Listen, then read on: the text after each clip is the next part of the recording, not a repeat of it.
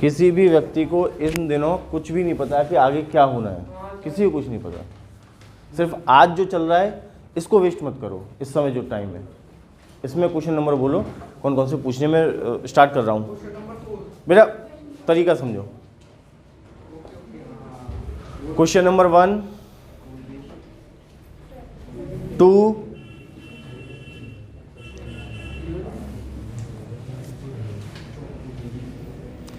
3, 4, 5,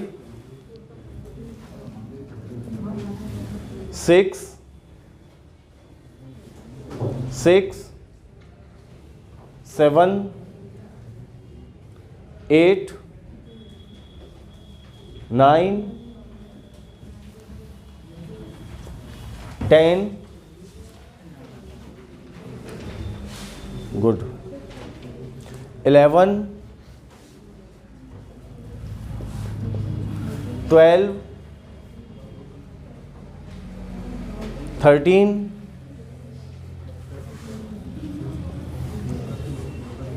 14, 15, 16, 17, 18, 19, 20, good, सही है। 35% का तुम्हारा ओवरऑल क्लास का डाउट आ रहा है, यानी कि इंडिविजुअल बच्चे का शायद 10% या 20% रहा होगा। बढ़िया स्कोर। अगर आप 10 में से 8 क्वेश्चन खुद कर ले रहे हो तो अच्छी बात है ये तो। चलो यहीं से पहले तुमको सॉल्व करते हैं क्वेश्चन। ये अच्छा लगा मेरे को तुम्हारी बैच से ये रिस्पॉन्स। अब ये भी है ना, ऐसे जैसे एक आध दो क्वेश्चन हो, ऐसा हो कोई जैसे टाइम के 50 क्वेश्चन की शीट दी, नहीं सर एक आध ही है वो थोड़ा सा रहने दो, ऐसा अगर आएगा तो मज़ा आएगा। चलो ये किसका क्वेश्चन है? Question number 4। बेटा देख, हर्ष, श्रुति, तनीषा, देखो बेटा क्वेश्चन, एक graph between force and displacement, force और डिस्प्लेसमेंट के बीच में ग्राफ बनाया हुआ है ऐसे ऐसे। यहां पर डिस्प्लेसमेंट है जो सेंटीमीटर्स में है, ये छोटी छोटी बातें ध्यान रखने वाली होती हैं। यहां पर फोर्स है जो डाइंस में है, और आंसर हमें अर्ग में पूछा है, तो हमें कोई परेशानी वाली बात नहीं है।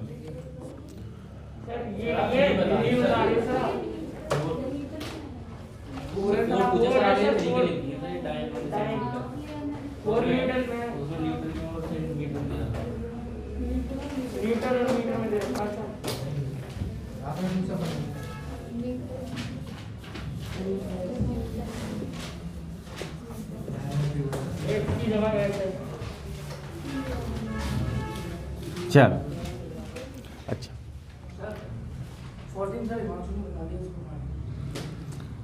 देखो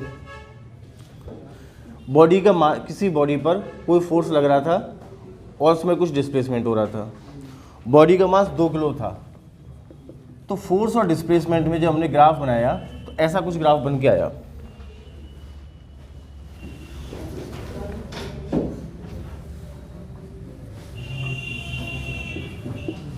ये ग्राफ बन के आया, ठीक है। अगर बॉडी की इनिशियल वेलोसिटी 4 मीटर पर सेकंड थी, अगर बॉडी की इनिशियल वेलोसिटी 4 मीटर पर सेकंड थी, तो 8 मीटर डिस्प्लेसमेंट के बाद कितनी वेलोसिटी होगी? बेटा देख, 8 मीटर डिस्प्लेसमेंट के बाद कितनी वेलोसिटी होनी है, ये हमसे पूछ रहा है। Work done is equal to change in kinetic energy. Work done is equal to change in kinetic energy. Work done क्या होता है बेटा? Force into displacement. तो फोर्स डिस्प्लेसमेंट ग्राफ का एरिया निकाल दिया हमने, ठीक है ना। तो area of force displacement graph is equal to work done आ जाएगा। ये कितना आया बेटा देख, 4 8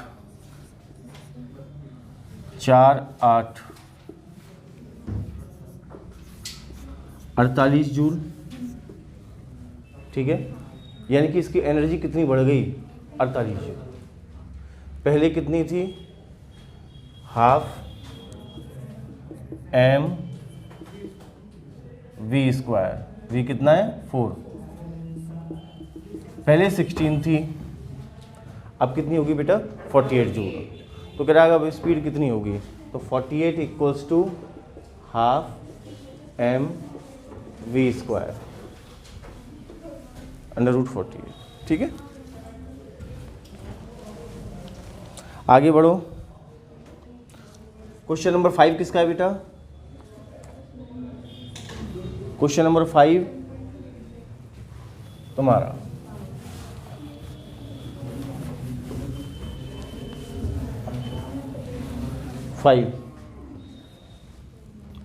बेटा कुछ नहीं करना, 0.5 से लेके 2.5 तक के सारे जितने भी छोटे छोटे वो है ना, उनका एरिया निकाल ले। और मैं तो कह रहा हूँ इसको एक ट्रायंगल बना दे। अप्रॉक्सीमेटली पूछ रहा है बस, एग्जैक्ट नहीं पूछ रहा ना, एग्जैक्ट आप निकाल सकते। इसको एक ट्रायंगल बना दे, ऐसे करके ट्रायंगल बना दे। ट्रायंगल में कुछ 1-8% ऐड कर देना बस, आ गया आंसर।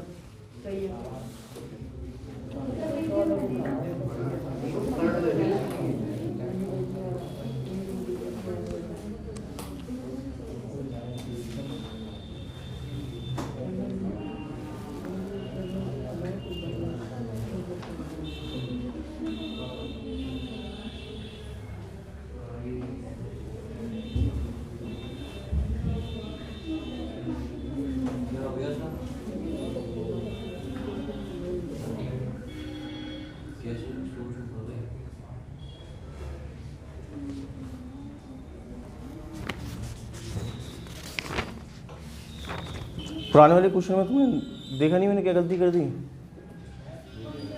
4th वाले में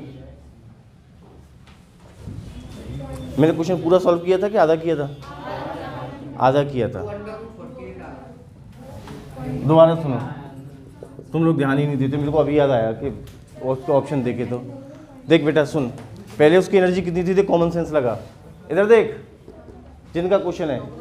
बॉडी का मास कितना था 2 kg, स्पीड कितनी थी पहले 4 मीटर पर सेकेंड।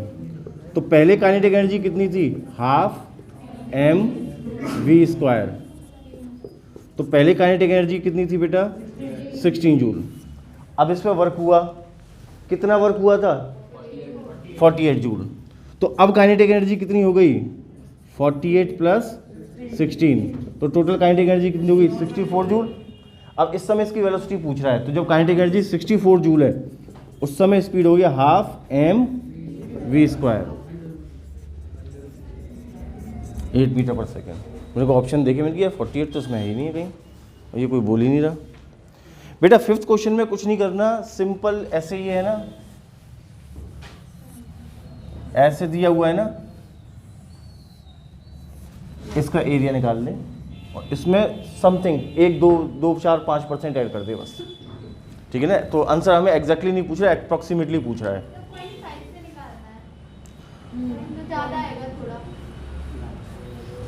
कर लो, या तो खाने गिन लो। हाँ, क्वेश्चन नंबर 9 मिसप्रिंट है भाई ये थोड़ा, और इसमें कुछ नहीं है, केवल इसका एरिया निकालना है, आंसर आ जाएगा, केवल मिसप्रिंट है।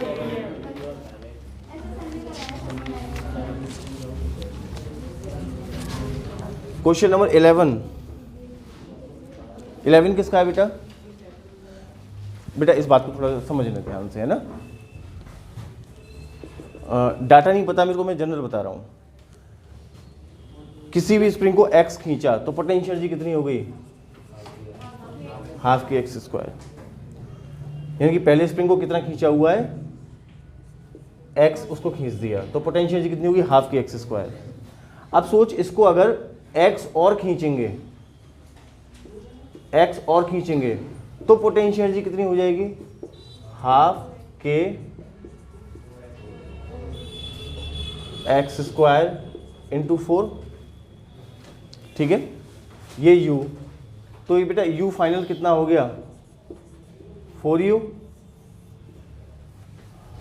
अगर डबल खींचेंगे तो पोटेंशियल जी कितनी हो जाएगी 4 टाइम्स, अरे u directly proportional to x square, अगर x n टाइम्स तो u n स्क्वायर टाइम्स, अगर x डबल है तो ये 4 टाइम्स हो गया, यानी कि पहले पोटेंशियल एनर्जी थी u, अब कितनी हो गई 4u, तो वर्क कितना हुआ 3u। नहीं आई समझ में बात? तो ये क्वेश्चन है आपका 11 कि पोटेंशियल एनर्जी किसी स्प्रिंग की जब उसको S खींचा तो 10 जूल थी। अब बोला कि अमाउंट ऑफ वर्क, उसको S और खींचने में कितना वर्क करना पड़ेगा, तो बेटा जब उसको S खींचा तो 10 हो गई, S और खींचा तो 40 हो गई, यानी कि 10 से कितनी होगी 40, तो चेंज इन एनर्जी कितना आया 30। बोल के बेटा समझ में आई बात कि नहीं आई, ईमानदारी से बताना। क्वेश्चन नंबर 13 बेटा ये भी किसका है, ये सिर्फ ग्राफ का एरिया निकालना है 8 से लेके 16 तक। किसका क्वेश्चन है ये बेटा, सिर्फ ग्राफ का एरिया निकालना है। फोर्स डिस्प्लेसमेंट ग्राफ दे रखा है और वर्क पूछ रहा है तो उसका एरिया निकालते हैं सिर्फ, और हमसे पूछ रहा है 8 से 16 के बीच में, तो 8 और 16 के बीच में कितने खाने हैं, 3 खाने हैं, 3 में 3.5 खाने का ऐड कर दे बस, इनका एरिया तो निकाल लेगा ना, बस यही आंसर है। देखो अप्रॉक्सीमेटली पूछ रहा है आपसे, एग्जैक्टली थोड़ी पूछ रहा है, अरे नीट का क्वेश्चन है तुमसे थोड़ी निकलवाएगा एग्जैक्ट। 14 ये किस बच्चे का है, अरे तो सिंपल इंटीग्रेशन का क्वेश्चन है यार, मतलब इंटीग्रेशन का इससे आसान क्वेश्चन क्या हो सकता है। Question number 20 A spring of force constant इतनी, उसमें एक्सटेंशन इतना। ओए ये कौन है हीरो, ये किसका क्वेश्चन है, ये क्वेश्चन नंबर 20 किसका है। अरे मैं इसलिए पूछ रहा हूं कि मैं उसको समझा सकूं बेटा, फिर कंसेप्ट समझ। इधर सुन, मेरी बात को ध्यान से सुनियो, अगर नहीं समझ में आए ब्लैंक होने लगे तो मुझे बताना। कौन सा क्वेश्चन है, हाँ बेटा क्या गिवन है देख जरा, है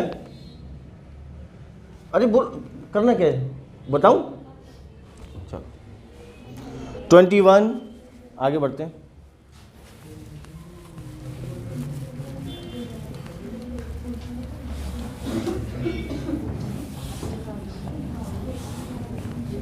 इस तरह का क्वेश्चन होना बहुत जरूरी है बेटा, जैसा क्वेश्चन ये था 20,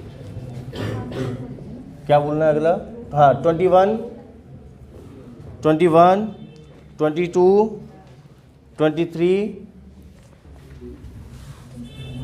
24, 25, 26, बाकी सबको आता है 26। जिन बच्चों ने हाथ ऊपर नहीं किया उनको तो आता है ना 26।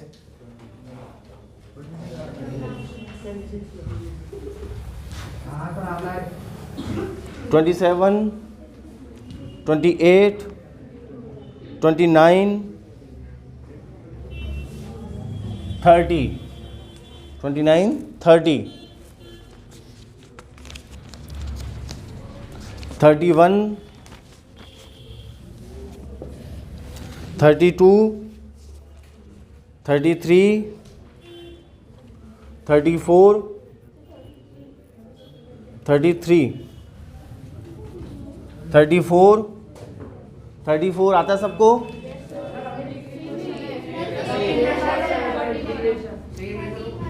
35, 36, 37, 37 सबको आता है ना, मतलब जो हाथ ऊपर नहीं करेगा उसका मतलब उसको आते हैं, मैं पूछ लूंगा यहाँ पे। और जिसने किया वो पूछ रहा है उसको मैं देखूंगा उसने सॉल्व करने की कोशिश कहाँ पे करी है। ध्यान रखना क्या क्या हो सकता है। 38, 39, 40,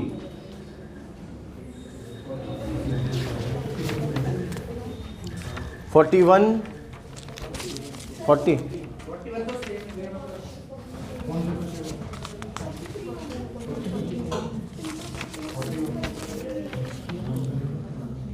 40 किसने पूछा है बेटा? हमने 41 41 42 बेटा डिस्कशन से पहले अपनी सारी चीज़ें फिक्स करके बैठा करो। मुझे इस सवाल में ये बात पूछनी है। 42 मतलब इस समय चेक नहीं करना तुम्हें सॉल्व करके बेटा। अब मैं शीट, अब मैं फिर तुम्हें नियम बता रहा हूँ। आप शीट सॉल्व करेंगे कॉपी पे, प्रॉपर सॉल्व करने की कोशिश करेंगे। जो क्वेश्चन नहीं आएंगे उसमें क्या क्या परेशानी आई वो तुम्हारे पास नोटेड रहनी चाहिए। जब मैं डाउट सेशन लूँ तब आपको ये पता होना चाहिए कि मेरे को फलाने क्वेश्चन में ये बात पूछनी है, ठीक है ना। मुझे ये वाली बात पूछनी है फलाने क्वेश्चन में, या ये वाला क्वेश्चन मेरे को नहीं आया। अब ऐसा नहीं कि उसी समय आप सॉल्व करके देखोगे हो रहा है कि नहीं हो रहा है। 42 अरे तो प्लेन इंटीग्रेशन का है वैसे। 43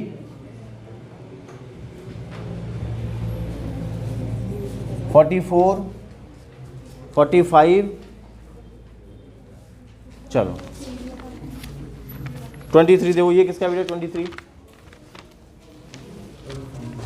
कोई नहीं है। 26 देखो इधर,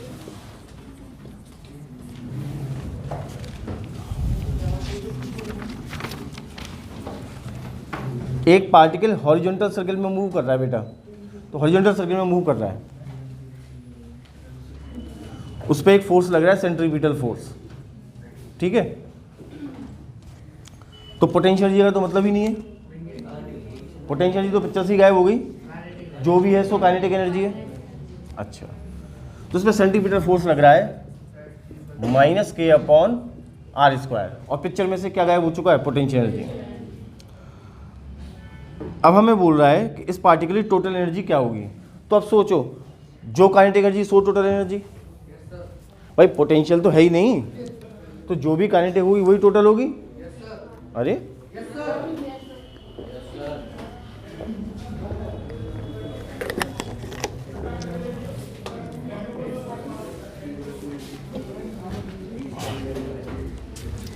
तो जो काइनेटिक वही टोटल, पोटेंशियल है नहीं।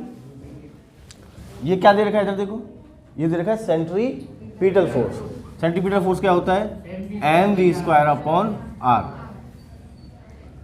अच्छा, हमसे क्या पूछ रहा है? Total energy. और टोटल एनर्जी क्या है? काइनेटिक। तो काइनेटिक एनर्जी है, तो मैं एक काम करूं इसमें 1/2 और इंटू 2 से मल्टीप्लाई कर दूं। भाई 2 से यहाँ डिवाइड दे दूं, 2 से यहाँ डिवाइड दे दूं, कोई फर्क आएगा कि इक्वेशन में? बोलो, जरूरत ही क्या है, सीधा हो गया ना। ये क्या है? ½ mv²। ये क्या है? Kinetic energy. ये क्या है? Total energy. तो टोटल एनर्जी आता हो गया तुम्हारा -k/2r। कुछ है ही नहीं इसमें, तो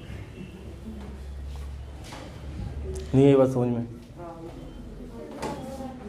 बेटा। सेंट्रीपिटल फोर्स है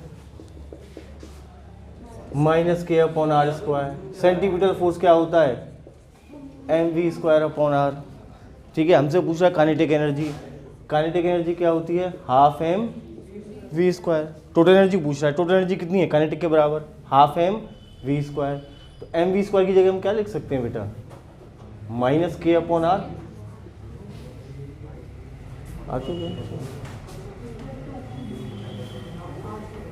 ये आ गया आपका mv²/r। इसको सॉल्व कर लो, इसको r से r कैंसिल, यहाँ 1/2, यहाँ 1/2, ½ mv² क्या हो गई? Kinetic energy. काइनेटिक एनर्जी बराबर क्या हुई? -k/2r। और काइनेटिक एनर्जी की क्या है? Total energy. नहीं आई समझ में बात? सेंट्रीपिटल फोर्स दे रखा है k/2r²। सेंट्रीपिटल फोर्स होता है mv²/r। इन दोनों को बराबर रख सकते हैं, ठीक है। r से r कैंसिल हो जाएगा। मैंने 1/2 से इधर मल्टीप्लाई कर दिया, 1/2 से इधर मल्टीप्लाई कर दिया।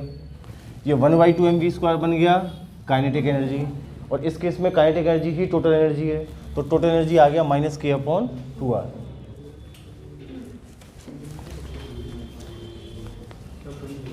-29 ये किसका क्वेश्चन है बेटा? देखो ये सब नोट्स में लिखे हुए क्वेश्चन है बेटा सारे। दो स्प्रिंग है, दोनों के फोर्स कांस्टेंट K1 और K2 है। दो स्प्रिंग, दोनों के फोर्स कांस्टेंट K1 K2,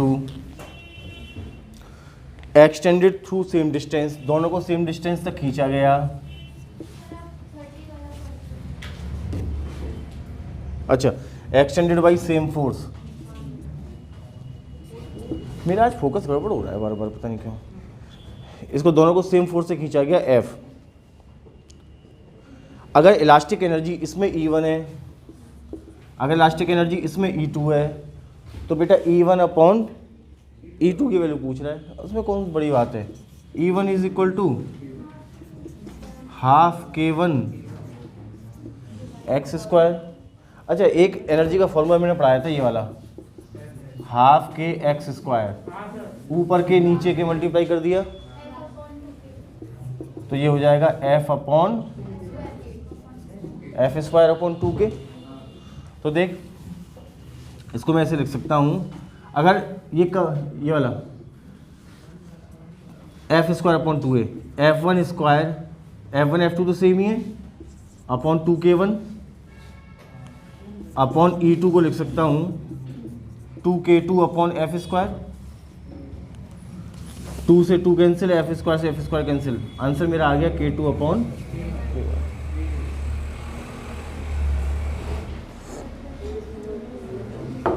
ऐसे ही आते हैं क्वेश्चन।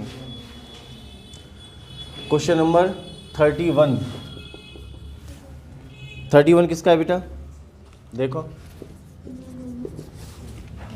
दो स्प्रिंग है जिनके फोर्स कांस्टेंट K1 K2 हैं। ये देख K1 K2, दोनों को खींचा, उनकी total energy, elastic energy equal है। इसको खींचा E, इसको खींचा E, ठीक है। स्ट्रेचिंग फोर्स अगर F1 और F2 हैं, स्ट्रेचिंग फोर्स अगर F1 और F2 हैं, तो पूछ रहा है बेटा F1 अपॉन F2 किसके बराबर होगा।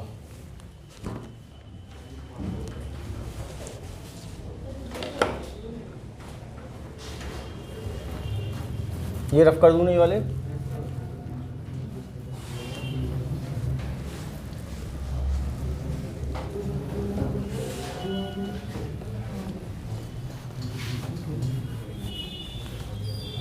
बेटा ये वाला फॉर्मूला लगाया, E is equal to F² upon 2A, E is equal to F² upon 2K।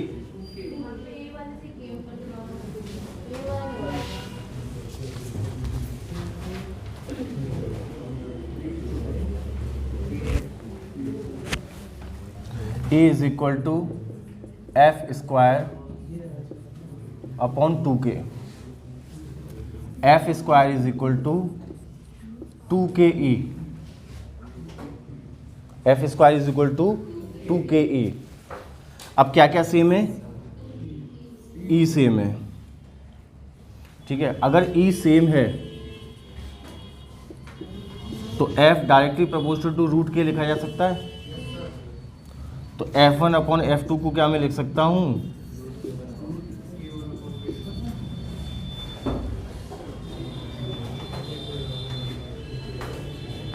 मैंने कुछ किया तो नहीं?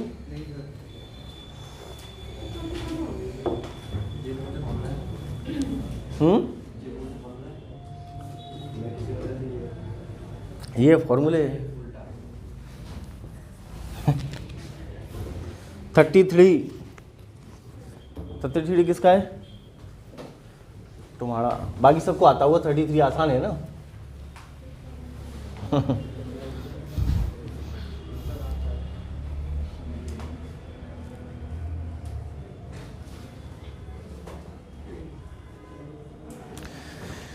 एक चीज बता रहा हूँ मैं तुम्हें, मैं अगला चैप्टर शुरू करूंगा ना इलास्टिसिटी, उसमें बताऊंगा मैं K is equal to YA upon L। ये कौन बोला मेरे से पहले? तुम्हें कैसे पता? अच्छा, फोर्स कांस्टेंट का एक फॉर्मूला आएगा अभी, K is equal to y a upon l, जिसमें हम अभी ये स्प्रिंग कांस्टेंट को और पढ़ेंगे अच्छे से कि स्प्रिंग कांस्टेंट किन किन चीज़ों पे डिपेंड करता है। तो स्प्रिंग कांस्टेंट जो होता है बेटा वो लेंथ के इन्वर्सली प्रोपोर्शनल होता है। स्प्रिंग कांस्टेंट लेंथ के इन्वर्सली प्रोपोर्शनल होता है। अगर स्प्रिंग की लेंथ ज़्यादा है तो वो सॉफ्ट होगी, स्प्रिंग की लेंथ कम है तो वो हार्ड होती है। यानी कि ज़्यादा लंबी स्प्रिंग है तो उसको खींचना आसान होता है कंपेरेटिवली, और छोटी स्प्रिंग होती है उसको खींचना मुश्किल होता है। अब बोल रहा है वो कि एक स्प्रिंग को खींचा जा रहा है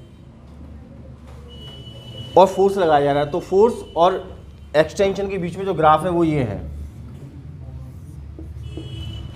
ये F और ये एक्सटेंशन, ये ग्राफ है। ये क्या है? ग्राफ। अच्छा, तो इसका मतलब ये कैसा है? F directly proportional to X है ना। डायरेक्टली प्रोपोर्शनल का साइन हटाएंगे तो कांस्टेंट का मल्टीप्लाई करेंगे और कांस्टेंट इज इक्वल टू हो गया F अपॉन एक्स। क्या मैं इस ग्राफ के लिए F अपॉन एक्स को इसका टेन थीटा बोल सकता हूँ?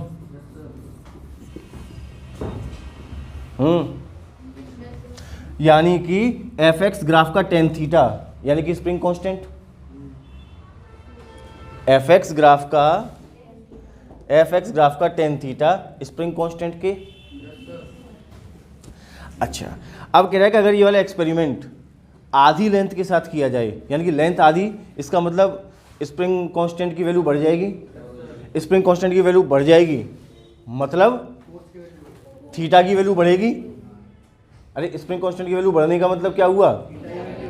थीटा की वैल्यू बढ़ेगी। थीटा की वैल्यू बढ़ेगी तो ये किधर शिफ्ट होगा? वाई एक्सिस की तरफ। आंसर आ गया तुम्हारा, शिफ्ट टुवर्ड्स वाई एक्सिस। अच्छा क्वेश्चन है, इंपॉर्टेंट है भाई।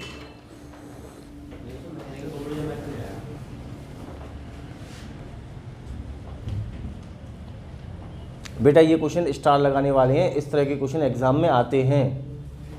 जो छोटा सा कॉन्सेप्ट होता है उसको हल्का सा घुमा देते हैं बस, जिसमें आपको दो तीन चीज़ें सोचने का। आप देखो कितना छोटा सा क्वेश्चन है, उसमें दो तीन चीज़ें उसने तुमसे पूछ ली। उसने तुमसे इलास्टिक फोर्स की जानकारी ले ली, उसने तुमसे स्लोप की जानकारी ले ली, उसने तुमसे स्प्रिंग कांस्टेंट किस पे क्या इसकी प्रॉपर्टी होती है इसकी जानकारी ले ली।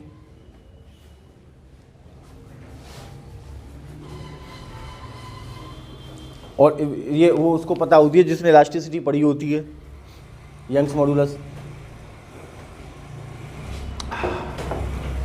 ये 37 किसका है बेटा?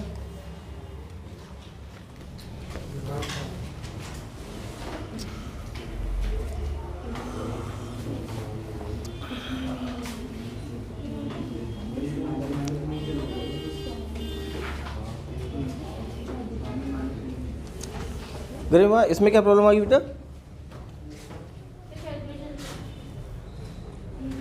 ये तुम मरवाओगे 37।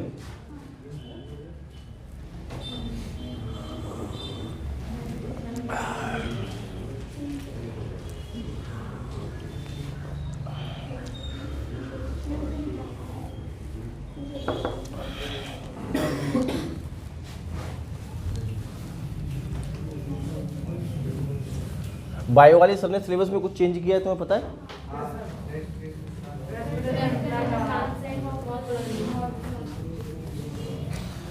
रेस्पिरेशन वो पढ़ लिए तुमने, क्रेब्स साइकिल वगैरह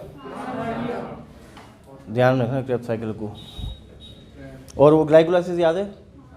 उसका पूरा sequence, glucose 6 phosphate, glucose 1,6 diphosphate, ये पूरा वाला। कहाँ डीकार्बोक्सिलेशन होता है, कहाँ डिहाइड्रेशन होता है। हाँ, क्वेश्चन नंबर 37 देखो जरा, वो ग्लाइकोलाइसिस इंपॉर्टेंट है बहुत ज़्यादा। क्रेब्स साइकिल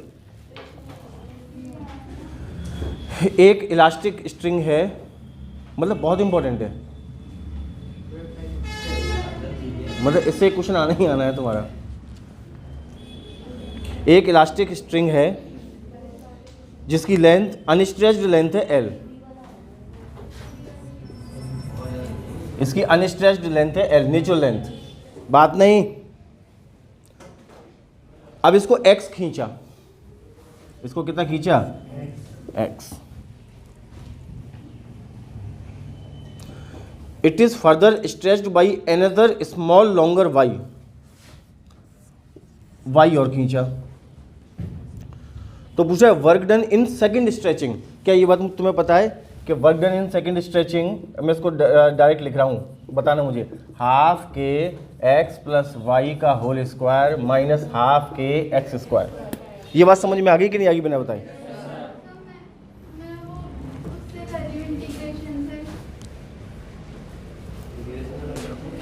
बेटा मैं एक बात बोला था तुम्हें कि पोटेंशियल एनर्जी का कंसेप्ट सीखना इसलिए ज़रूरी है कि ताकि आपको ये इंटीग्रेशन से बाईपास कर देगा हर जगह।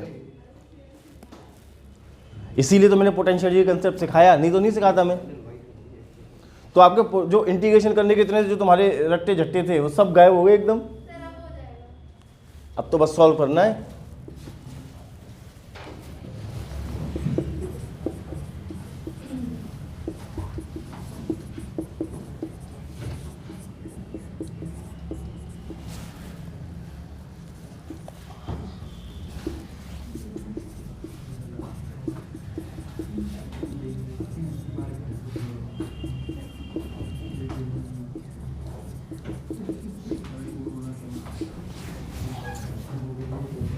देखो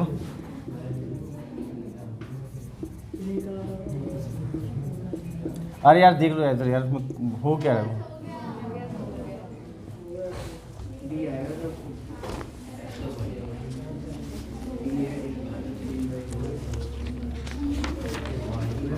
अरे फोकस भी रख रहा है।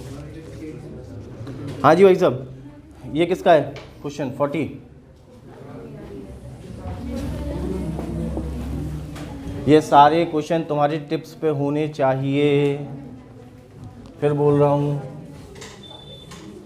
अगर तैयारी करने के बाद एवरेज बच्चे के इस बार फिजिक्स में 30 क्वेश्चन करेक्ट नहीं होते हैं, 25 से 30 के बीच में रेंज में, तो इसका मतलब फिर वो स्थिति गंभीर है। कहीं ना कहीं गड़बड़ कर रहे हो, या तो मेरी तरफ से गड़बड़ हो रही है या तुम्हारी तरफ से हो रही है, गड़बड़ हो रही है। लेकिन समझ रहे हो मेरी बात? तो 30 से नीचे तो मतलब होनी नहीं चाहिए। और क्लास में कम से कम 5 से 10 बच्चों से मैं ये उम्मीद करता हूँ कि 40 प्लस करेक्ट होनी चाहिए फिजिक्स में। हाँ 10 बच्चों से है। बाकी लोगों में जोश नहीं है ना कि सर हम भी करेंगे, पढ़ते नहीं है, नोट्स नहीं बना रखे, कॉपियाँ नहीं है, बहुत बुरी स्थिति है। कॉपी नहीं है आधे बच्चों पे, नाम बताऊं? कॉपियाँ नहीं है बच्चों के पास, नोट्स नहीं बनाए। आएगा तो आ जाएगा यार। अच्छा नहीं आएगा, ठीक है, नहीं आएगा।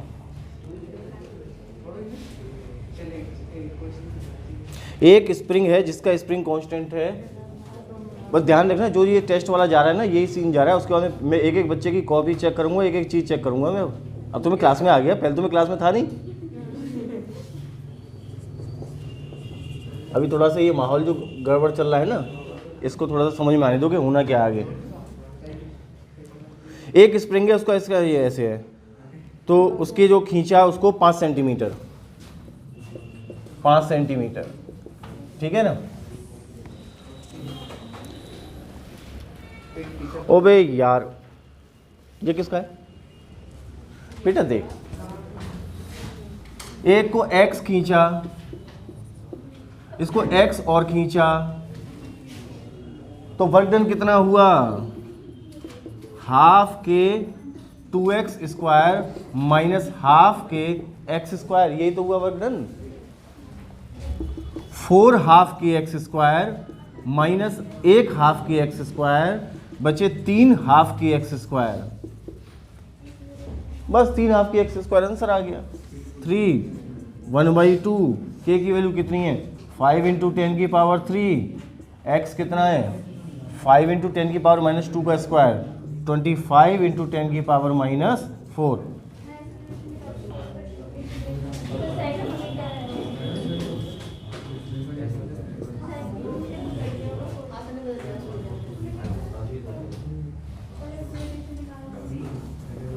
अब ये क्या आ गया है, ये कर लो यार, इसमें क्या है 3 इंटू 25, अब देख लो भाई साहब, ये जो भी है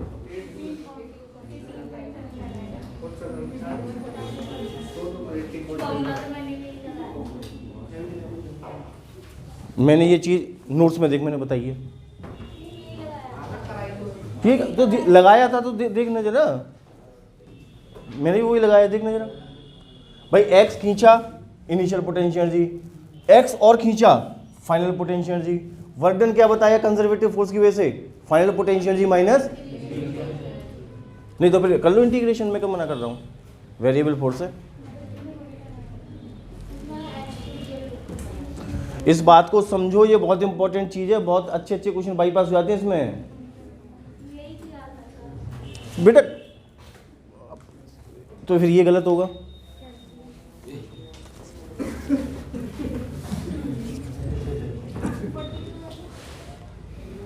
ये किसका है 41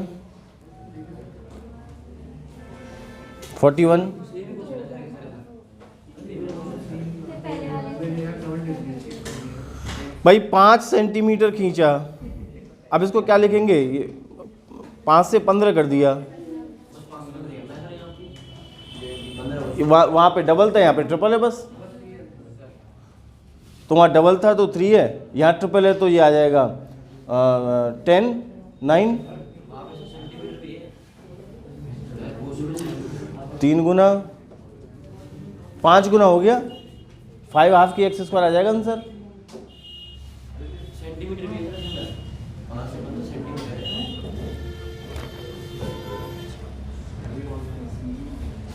मैंने तीसरे वाले में बता दिया, वो वाला मेरे को याद था, वो कि हर 1 सेकंड में हर इक्वल अगले इक्वल टाइम में गाड़ी कितना चलेगी कांस्टेंट एक्सेलरेशन से, तो रेशियो है ना 3:5:7। तो अब जैसे पहले में हाफ की एक्स स्क्वायर, दूसरे एक्सटेंशन में कितना हो गया, देखो इसको तो ऐसे क्वेश्चंस को ऐसे भी तो याद कर सकते हो यार, ये तो ट्रिक बन गई यार। ओहो, ये बड़ी बढ़िया बात समझ में आई आज, देखो जरा, ऐसे क्वेश्चंस को ऐसे भी तो कर सकते हैं।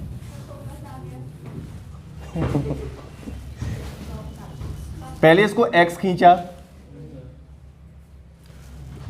फिर x खींचा तो हाफ की एक्स स्क्वायर, x और खींचने में 3 इंटू हाफ की एक्स स्क्वायर,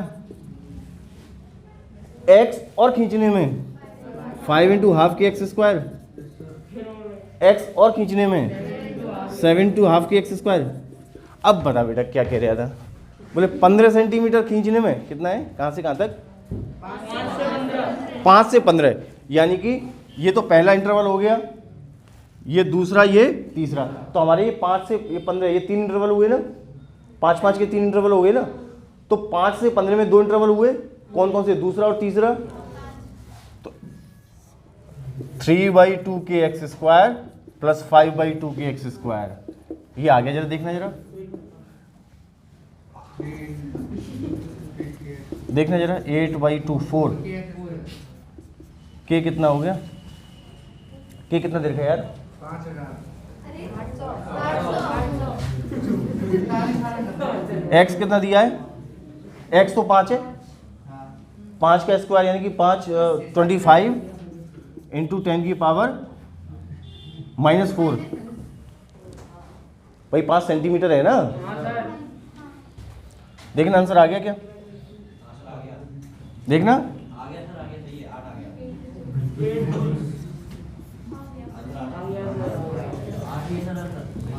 ओ भाई ये सही है गुरु,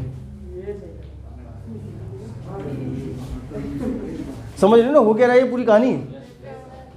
अरे भाई x खींचने में कितनी पोटेंशियल एनर्जी हो गई, हाफ की एक्स स्क्वायर, और 2x खींचने में कितनी हो गई, x और खींचने में कितनी हो गई,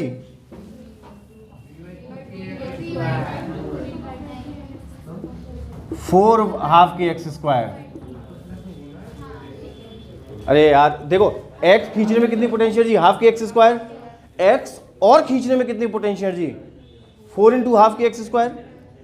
अब ये जो x और खींची थी इसमें अगर वर्क निकालें तो फाइनल पोटेंशियल जी माइनस इनिशियल पोटेंशियल जी, तो 3/2 की एक्स स्क्वायर।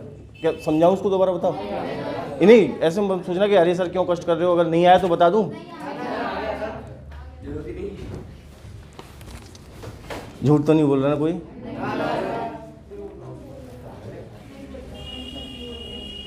जो मास्क लेके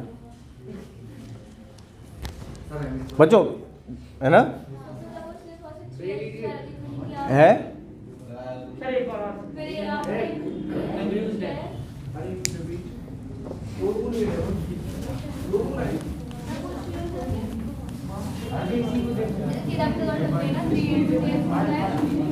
क्या बेटा? क्यों कर सकते हैं बेटा? मतलब क्यों करें, मतलब इधर सुनो बात को।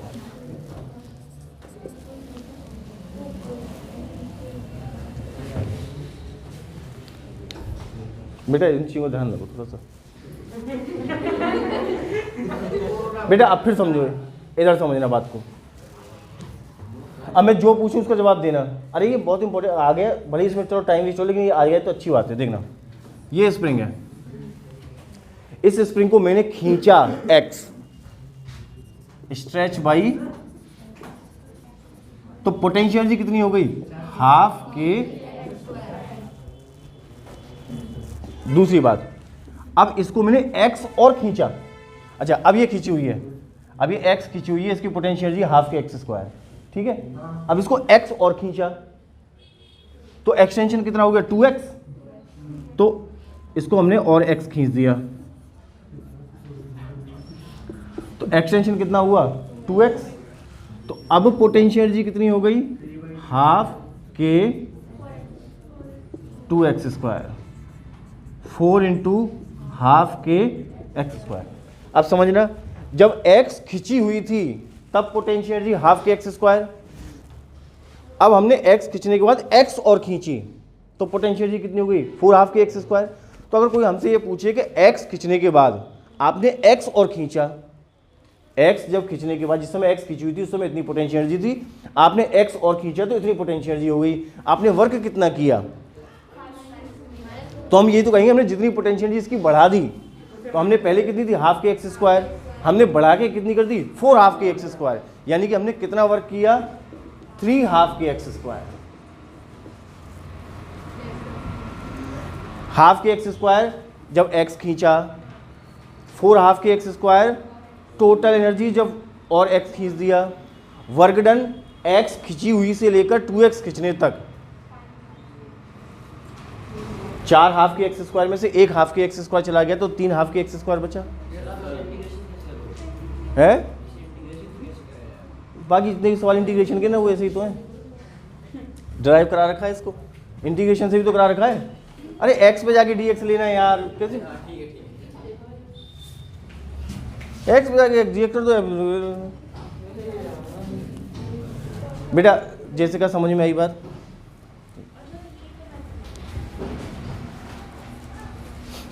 अब सोचते कि तूने मेरे से ये पूछा कि सर 3 क्यों नहीं लिखेंगे 3 के एक्स स्क्वायर, तो इसलिए नहीं लिखेंगे।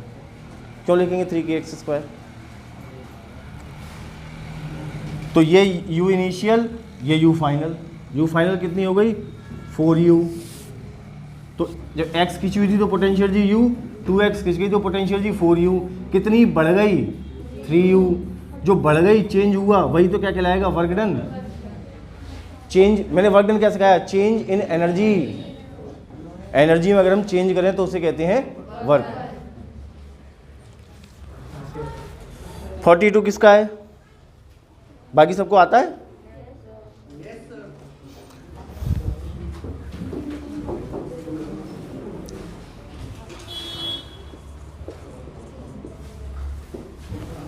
कर देना। आजा वरुण, बेटा तुम्हें आता है ना? हाथ में पूछ तो रहा था किसको नहीं आता। हर्ष, ये कर दे, रहने दे। हर्षिता बेटा तुम्हें आता है ये वाला? हर्ष,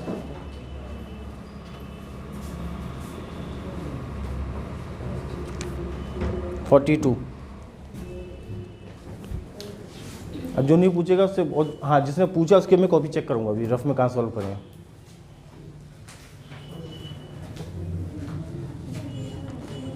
कहीं सॉल्व करे होंगे ना, पढ़ाई की होगी रात में।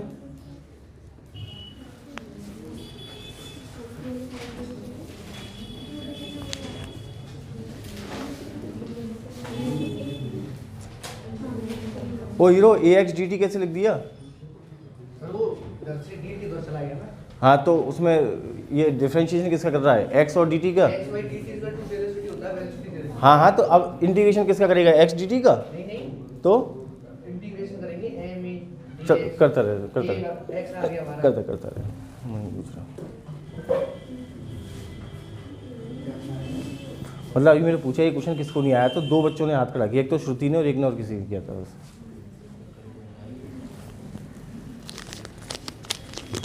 मैं बताऊंगा ही नहीं हूँ।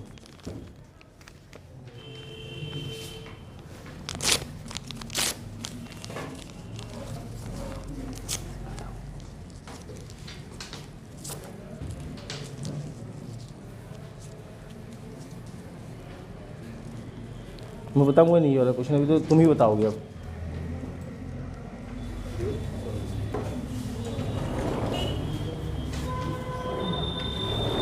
कितना टाइम बचा अपने पास?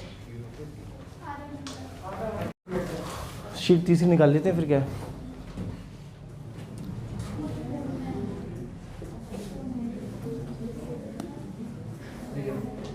सही किया भाई इसने, बता तुम लोग, बाकी सबको तो आता ही था। ये क्वेश्चन नंबर 42 सही किया है इसने, है? और किसको आता है ये क्वेश्चन जो बोर्ड पे करेगा? करो जैसे बढ़िया राइटिंग में करना, पूरा रफ कर देना।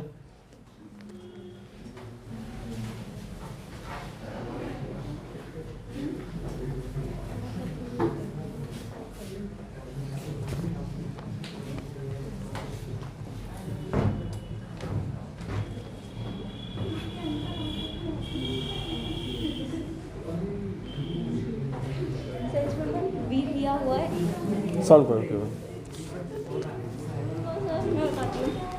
नहीं बेटा बेटा सॉल्व करो, आप रफ कर दो पूरा। ये लो,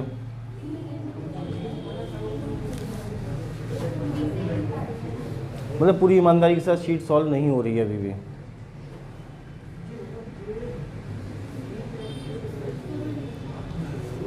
भारती मैडम को बोला बेटा तुम्हारे पास कॉपी तो होंगी ना, जिन बच्चों ने ये जो क्वेश्चन कर रहे हैं वरन के जैसे कहाँ पे सॉल्व किए होंगे रात में बैठ के क्वेश्चन। ठीक है, मैं अभी सबके जो है ना, कल सारे बच्चे अपनी कॉपी लेके आना जहाँ पर आपने डीपीपी नंबर 1 और 2 जिस रफ कॉपी में सॉल्व किए। मैं पूछ लूँगा मैं तो पूछ लूँगा जिससे मेरे को पूछना होगा। हाँ हाँ कहीं तो होगा।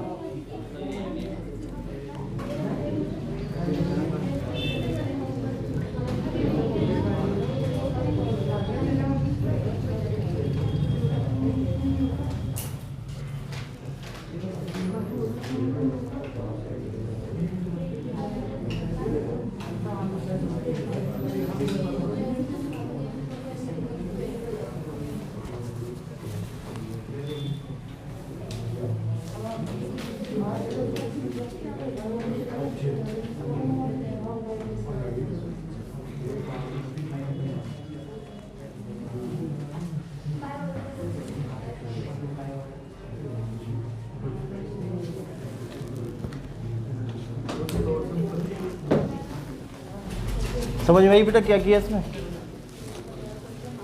मैं बार बार आपसे एक ही बात बोल रहा हूँ कि work done is equal to change in kinetic energy.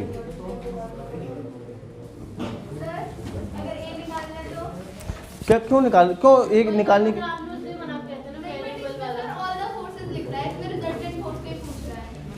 तो हम ए निकालें क्यों? वो तो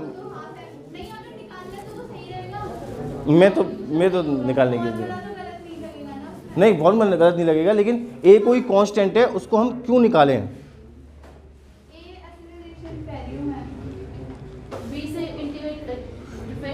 बेटा आप वो तो कॉम्प्लिकेट होने हो गया, वो तो आंसर तो आ जाएगा, लेकिन वो तो टेढ़ा हो जाएगा बिल्कुल।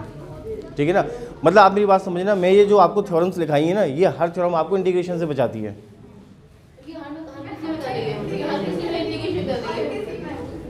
भाई मैं तुम्हारे को सारे जितने भी तरीके बताए ये सब इंटीग्रेशन, जैसे ऐसा अगर आप देखो तो हर टीचर ऐसा पढ़ाता हो, इसी तरह से पढ़ाए, ऐसा जरूरी नहीं है कि हर टीचर ये बताए, नहीं बताते कई लोग। मैं इसलिए बताता हूँ मेडिकल बैच में कि मुझे पता है कि आपको इंटीग्रेशन से बचाना है। बेटा देख क्वेश्चन में हुआ क्या, v = a√x। अब कोई फोर्स लगा तो x की वैल्यू 0 से लेकर x की वैल्यू d तक हमें वर्क डन निकालना है। क्वेश्चन नंबर है 42, work done by all the forces. लो और साफ ही दे रहा, नहीं भी देता तो भी कोई दिक्कत नहीं थी। तो work done by all the forces क्या होता है, चेंज इन काइनेटिक एनर्जी, तो वो होता है ½ mv² - u²। अच्छा, फाइनल वेलोसिटी कब है, जब x की वैल्यू d है। इनिशियल वेलोसिटी कब है, जब x की वैल्यू 0 है। तो इनिशियल वेलोसिटी में क्या हो गया, a × 0, इनिशियल वेलोसिटी 0 आ गई। फाइनल वेलोसिटी कब है, जब x की वैल्यू d है। तो ये फाइनल वेलोसिटी आ गई बेटा, रख दी हमने value ½ mv², a² d - 0।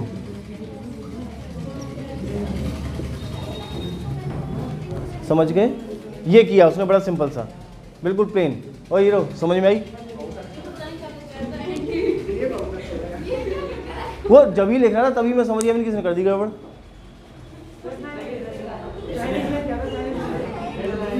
Forty 43 भाई, 43 किसका है भाई, इसमें तो केवल लिमिट लेनी है भाई, प्योर इंटीग्रेशन का क्वेश्चन है, सिंपल। अजीब सी नहीं, 0.1 0.2 का स्क्वायर माइनस 0.2 ये आएगा। किसकी कैलकुलेशन ही करनी है ना, देख। ओए तरुण, मैं बता दे रहा हूँ,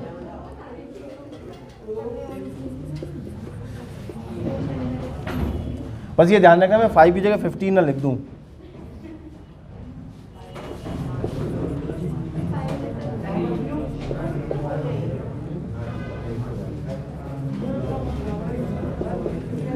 बेटा इसमें कहाँ परेशानी आ रही है, देखो जरा, dw f dx, अरे आवाज नहीं,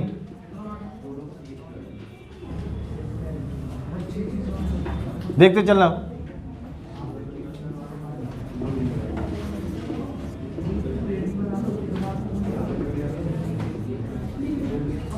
अरे यार लिमिट कहाँ से कहाँ तक,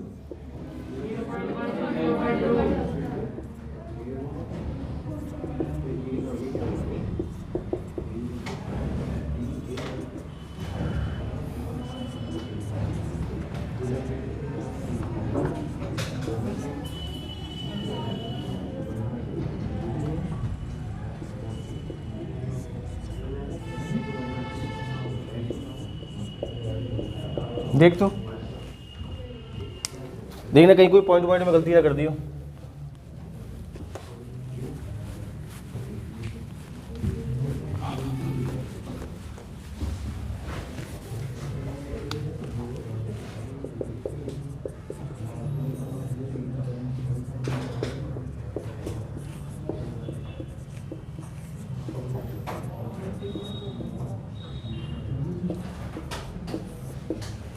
ये आएगा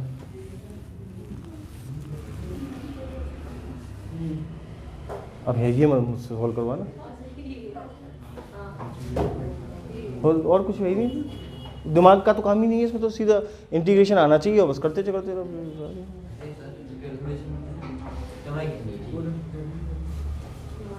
ठीक है। 2 दूनी 4 दूनी 8 दूनी 16 .000016 माइनस 0.0001 कर दो। हाँ बस ये थोड़ा सा प्रॉब्लमेटिक है, ये नहीं होना चाहिए नीट के क्वेश्चन में, टाइम वेस्टिंग वाली बात चीज़ हो जाती है। अब कायदे से ना ये डाटा ऐसा होना चाहिए कि ये बस यहीं से सॉल्व हो जाए। अब इस तरह के डाटा देने से क्या ये टाइम वेस्ट कराने वाली बात होती है, और बच्चे का पेशेंस भी चेक होता है इससे, और इससे ये भी चेक होता है कि सिली मिस्टेक्स तो नहीं करता वो। हाँ वो वाली बात है ना, एडवांटेज डिसएडवांटेज, मेरे हिसाब से ऐसा नहीं होना चाहिए क्योंकि इसमें टाइम लगेगा। हाँ तो ऐसा होता है ना कि पेपर में हर तरह के क्वेश्चन होते हैं, कुछ क्वेश्चन ऐसे होते हैं डायरेक्टेड जो 2 सेकंड के हैं, 10 सेकंड के हैं, कुछ क्वेश्चन 1-1.5, तो एवरेज उतना ही लेके चलते हैं। है कुछ नहीं, फालतू। खैर एग्जाम में आएगा तो डाटा ऐसा नहीं आना चाहिए, आते नहीं है ऐसे। और ये नोट तो नहीं करना था किसी को ये? अच्छा, ये सीट निपट गई अपनी। अब थ्योरी शुरू करूं या अगली शीट? जो भी करना हो मुझे बता दो। नेक्स्ट शीट निकाल लो। हाँ शीट निकाल लो, शीट निकाल लो। अच्छा, जो मैं शीट भेज रहा हूँ ना ग्रुप में, वो इंजीनियरिंग बैच के लिए भेज रहा हूँ, उसको तुम सॉल्व करना मत। मैं ये नहीं कह रहा, अगर तुम्हारी ये काम पूरा हो गया है तो तुम ट्राई करना है तो कर लो, लेकिन तुम उसको ना उसको परेशान मत हो ना, तुम्हारे लिए नहीं है शीट वो। तो मैं जितना दे रहा हूँ उतना ही, इसी को बार बार कर लो, बहुत है। लेकिन अगर किसी के पास टाइम ही नहीं बच रहा, फालतू बैठा है, इतना टाइम वेस्ट हो रहा है, तो फिर इंजीनियरिंग वाली शीट है उसको लेके बैठ के लगा लेना। एक्स्ट्रा बच रहा हो तो लाओ, ये थर्ड शीट लाओ।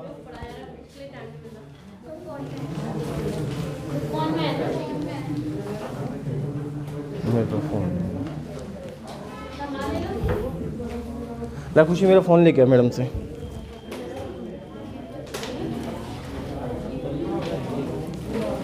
तीसरी शीट किस टॉपिक की है? हाँ अब ठीक है। अरे ये कहाँ गई?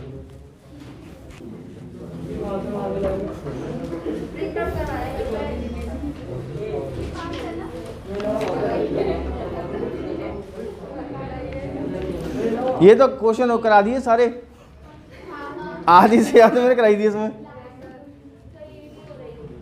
कौन कौन से बता? चलो भाई, DPP नंबर 3 निकाल दो सब लोग।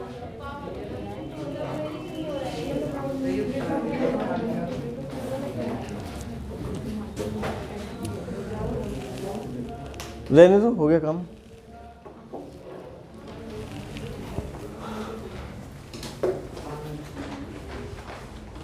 क्या जो शीट मिली है उन क्वेश्चंस पे तो कॉन्फिडेंस है ना? जो नोट्स में कराए हैं उन पे कॉन्फिडेंस होना चाहिए।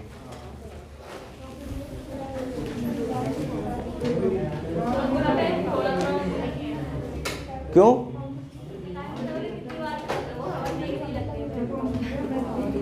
कितनी बार भी करो नए से लगते हैं उन्हीं शीट को, नए लगते हैं तो वो तो एक बार चेंज हो जाते हैं क्या उसमें रोज? तो लिखते तो वही है ना जो मैंने लिखा है, वही तो लिखा है, कुछ बदलता रहता है। DPP नंबर 3 समय का, मुझे समय का ज्ञान कराओ पहले, कितना बचा टाइम?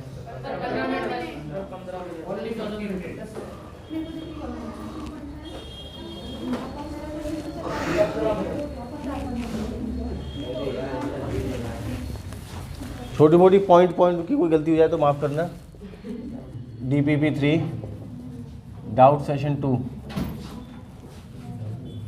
क्वेश्चन नंबर, अरे बोलो यार, तुम बोलोगे। क्वेश्चन नंबर 1, 2, बेटा हाथ ऊपर करना है जिसको भी प्रॉब्लम है बस।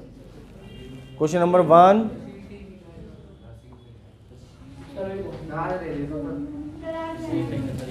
चलो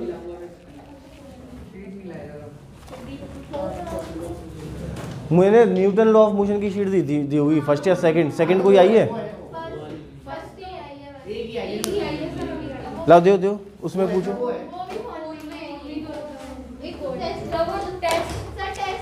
लाओ फिर मैं ही क्वेश्चन करा दूं। कौन सा टेस्ट?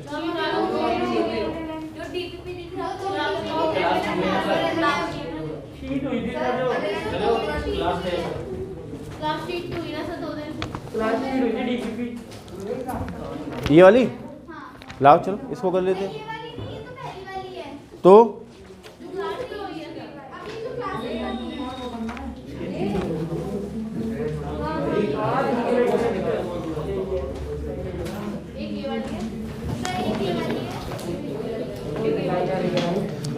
अरे मुझे बताओ कौन सी करनी है, मैं वही कर देता हूँ। ये लो, पहली वाली यही है ना?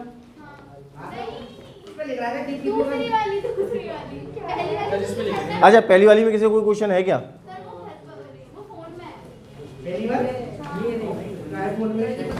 अच्छा सेकंड वाली सबके पास है?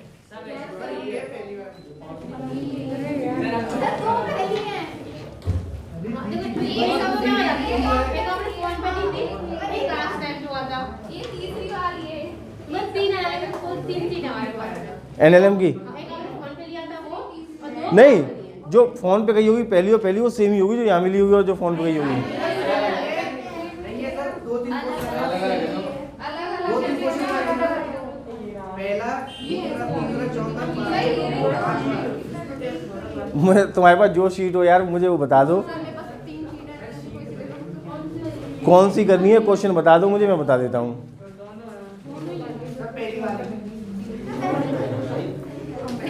मन नहीं है इनका। एक ये पहली वाली है जिसमें 7 और 8 क्वेश्चन करने के लिए मना किया था।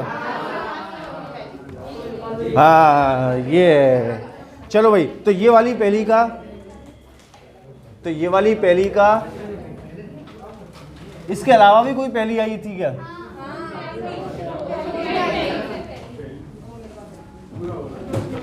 चलो फटाफट बोलो इसमें। एक काम करते हैं, ये 15 मिनट के अंदर खत्म करनी है, तो इसलिए इंपॉर्टेंट क्वेश्चन बोलना जो टफ लगे। 1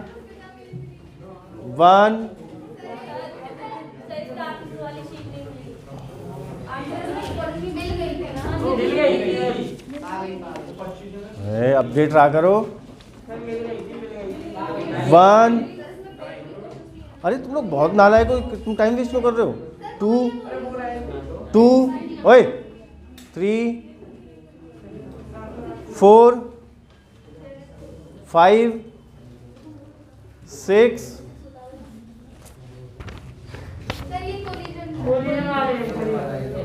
कोई नहीं पूछो, मैं बताऊँ। कुछ चीज़ें जैसी होंगी जो मेरे को बताना चाहता हूँ मैं उनको बताने देना, है ना। जो नहीं बताना चाहूँगा उसको बाद में बताऊँगा। 7 8 करना नहीं है। हाँ, सेकंड 9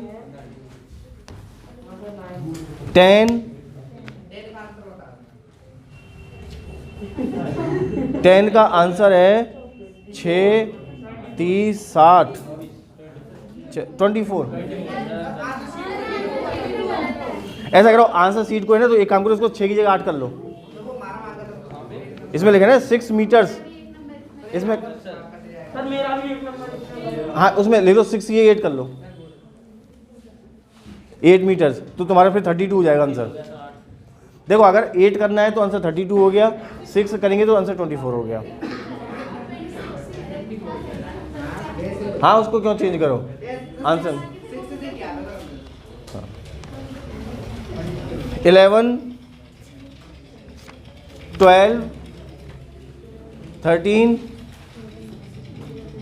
14 मैं घूसा मार दूंगा तेरे। 14 15, जितनी ईमानदारी से डाउट पूछोगे उतना सिलेक्शन जल्दी होगा। 16, ये वाले को छोड़ सकते हो अभी। हाँ ये कोलिजन का अभी इसको छोड़ सकते हो। हाँ ये सेंटर ऑफ मास का कंसेप्ट लग गया इसमें। 17, ये भी छोड़ दो, ये भी कोलिजन का है। नहीं इसको कर सकते हैं। 17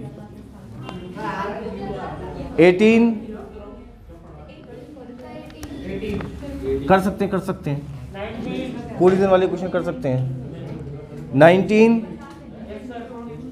अब भाई इससे नहीं हो पाएंगे आज। देखो इधर क्वेश्चन नंबर 2 बेटा देख, अरे होना तो नहीं है, नहीं 15 मिनट बचे हैं। देखो क्वेश्चन नंबर 2 किसका, जल्दी खड़े हो जाओ मैं एक्सप्लेन कर दूं। बेटा क्वेश्चन ये बोल रहा है एक बॉडी है जिसका मास 40 ग्राम है। देख जरा हो क्या रहा है। एक बॉडी जिसका मास 40 ग्राम, आवाज नहीं करो भाई, कांस्टेंट वेलोसिटी से चल रही है।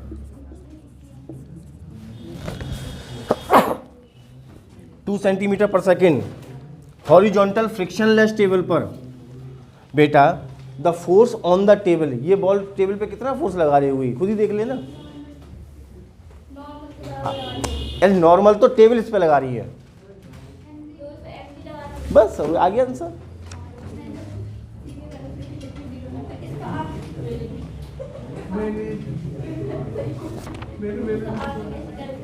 और ये बेटा एम जी ऐसे कैलकुलेट होगा, एम जी की वैल्यू 980, आंसर बेटा सीजीएस सिस्टम में है ना, तो या तो 980 या 1000 ले ले, लमसम आंसर आ जाएगा, 40,000 के आसपास आंसर आ जाएगा। Question number 6। देखो एक मिनट, मेरी बात ध्यान से सुनना, कोलिजन के बारे में बताता हूँ मैं, सबको समझ में आएगा। कोलिजन का मतलब होता है टक्कर, कोलिजन का मतलब होता है, आया ना समझ में? अच्छा, 3 तरह की टक्कर होती है। एक इलास्टिक टक्कर, ओए देखो अब बतखों की तरह बातें बनाएंगे, फिर उसमें समझ में नहीं आता कंसेप्ट। ओए 3 तरह की टक्कर होती है, एक इलास्टिक टक्कर, एक इनइलास्टिक टक्कर।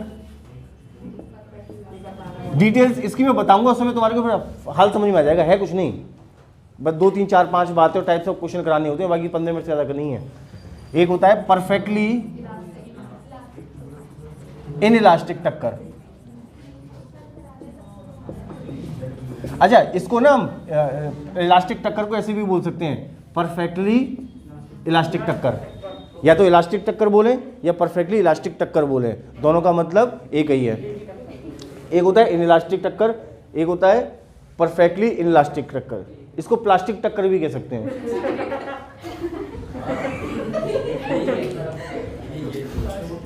अब सुनो टक्कर क्या होता है, ऐसे समझो मैंने दीवार में बॉल फेंक के मारी, जितनी स्पीड से मैंने बॉल फेंक के मारी, बॉल उतनी स्पीड से टकरा के वापस आई, यानी कि बॉल दीवार से टकराने के जस्ट पहले और जस्ट बाद उसकी स्पीड अगर सेम है, टकराने से जस्ट पहले और जस्ट बाद अगर स्पीड सेम है तो उसे कहेंगे परफेक्टली इलास्टिक टक्कर। क्या बोलेंगे? परफेक्टली इलास्टिक टक्कर। तो परफेक्टली इलास्टिक टक्कर में क्या हुआ, टकराने से पहले जितनी काइनेटिक एनर्जी थी, टकराने के बाद भी उतनी काइनेटिक एनर्जी होगी, इसे कहते हैं परफेक्टली इलास्टिक टक्कर। एक पैरामीटर होता है टक्कर कैसी है ये बताने का, उसे बोलते हैं कोफिशिएंट ऑफ रेस्टिट्यूशन, उसे बोलते हैं कोफिशिएंट ऑफ रेस्टिट्यूशन। तो इलास्टिक टक्कर में उसकी वैल्यू होती है 1, इलास्टिक टक्कर में उसकी वैल्यू होती है 1। अब होती है इनइलास्टिक टक्कर।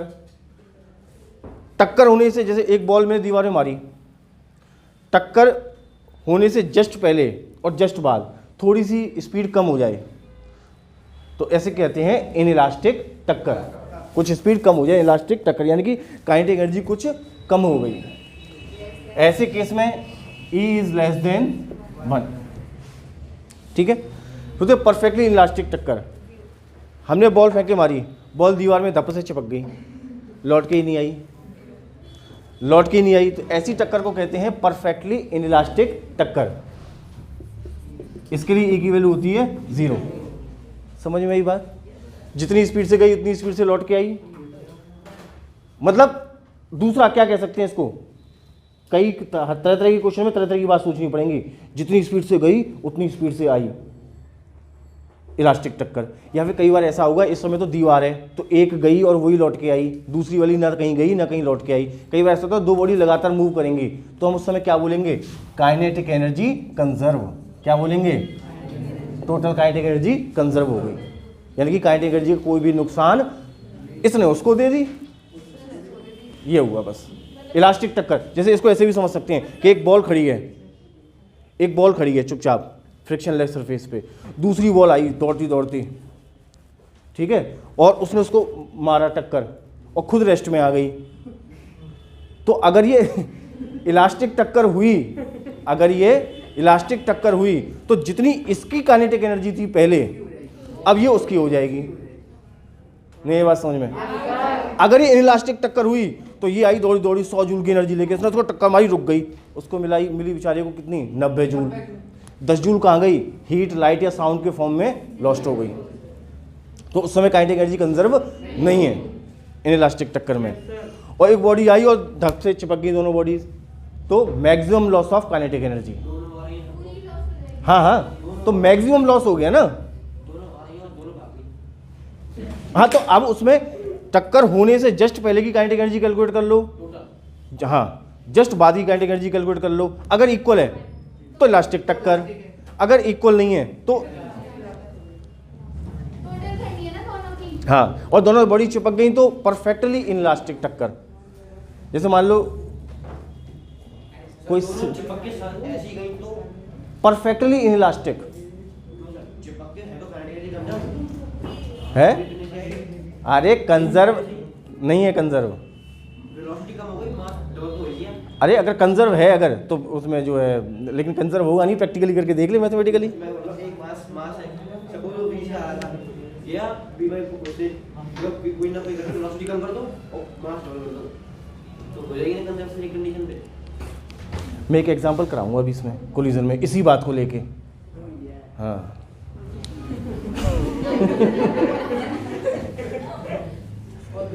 तो मैं बेसिकली ये बताया था कि हाँ परफेक्टली इलास्टिक टक्कर में दोनों बॉडी चिपक गई, यानी कि दोनों की रिलेटिव वेलोसिटी क्या हो गई, 0। आंसर आ गया। अरे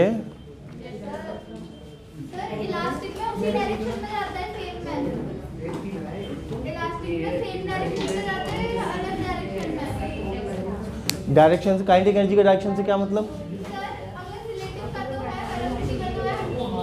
रिलेटिव स्पीड कर ले, रिलेटिव स्पीड 0 हो गई ना, दोनों बॉडी चिपक गई तो वेलोसिटी तो इलास्टिक में भी हो सकती है, इलास्टिक का पीछे आया वापस तो ऐसे कोलिजन हुआ। रिलेटिव वेलोसिटी 0 कहाँ रही? कि जो पहले थी वो उसकी और न कहाँ 0 रही? उस जस्ट पहले इस तरफ है, जस्ट बाद में इस तरफ है। और अगर सीधे गया तो हो जाएगी। सीधे कैसे? जैसे टक्कर मारी, जैसे अभी आपने बताया कि बॉल है, हाँ बता। बॉल है, उसको दूसरी बॉल ने आके टक्कर मारा, हम्म। वो आगे गया, कौन ये? वाली, हाँ, इसका क्या हुआ फिर? ये रुक गया।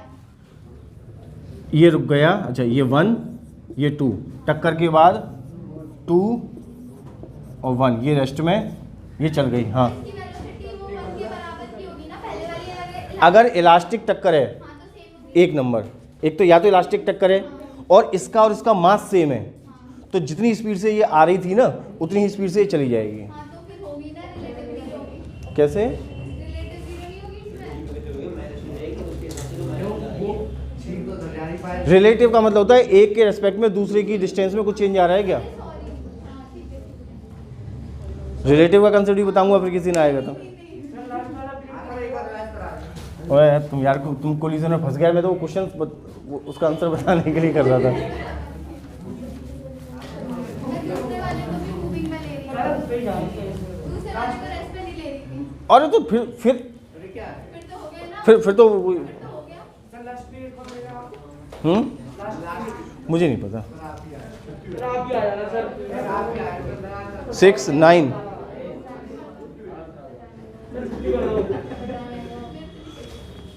मैं NLM की कुछ ट्रिक मैंने तुम्हें सिखा दी थी, नहीं सिखाई थी? मेरे लिए आपने पढ़ाई का है।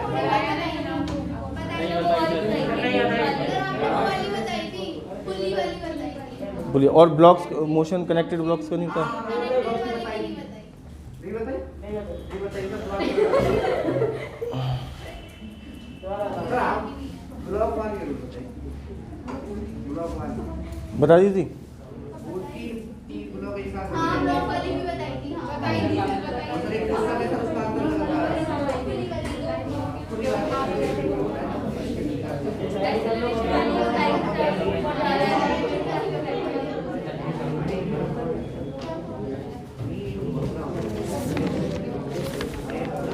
इसकी आंसर की कहाँ है?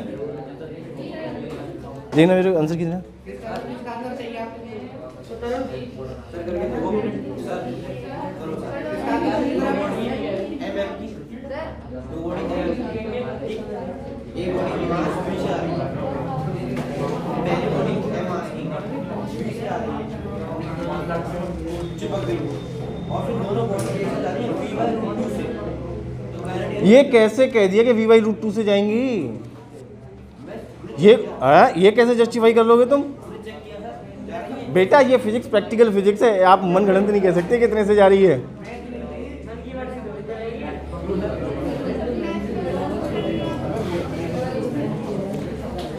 ये नालायक ने इसमें टिक किसने लगाई है? गलत आंसर लगा रखा है, वही मैं चेक कर रही है, गलत लिख रहा है। ये इसका आंसर गलत क्यों टिक कर रखा है?